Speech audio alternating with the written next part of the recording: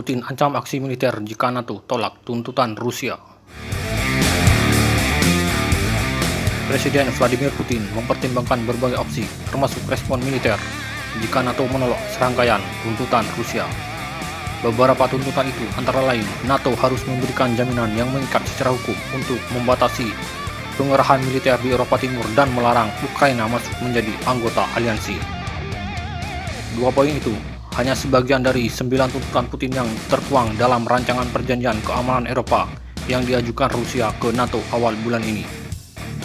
Putin yang berbicara di stasiun televisi pemerintah Rusia pada hari Minggu menyatakan keprihatinan tentang kemungkinan rudal yang dikerahkan di Ukraina jika negara pecahan Uni Soviet itu bergabung dengan NATO. Kami tidak punya tempat untuk mundur, kata Putin. Mereka telah mendorong kami ke garis yang tidak dapat kami lewati. Mereka telah membawanya ke titik di mana kami harus memberitahu mereka. Berhenti, katanya ketika ditanya tentang sifat persis dari respon yang akan diambil Moskow jika NATO mengabaikan tuntutan Rusia.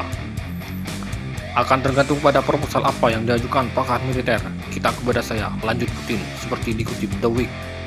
NATO sejak awal mengisyaratkan tidak mungkin menyetujui tuntutan Putin. Isyarat itu disampaikan pimpinan NATO Amerika Serikat. Negara-negara anggota NATO memutuskan siapa yang menjadi anggota NATO, bukan Rusia, kata juru bicara Gedung Putih, Jen Psaki, kepada wartawan yang dikutip The Washington Post.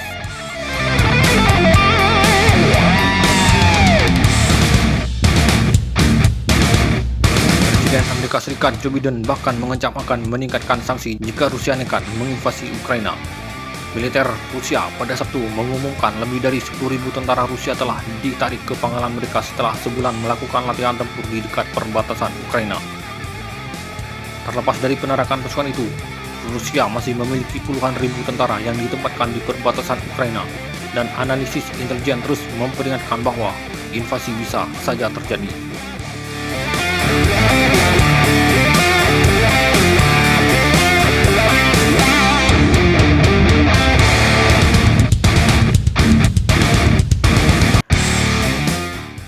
Menurut BBC, media pemerintah Rusia sering menyebut Ukraina sebagai koloni barat dan mencoreng Presiden Ukraina Volodymyr Zelensky tanpa bukti sebagai pecandu narkoba.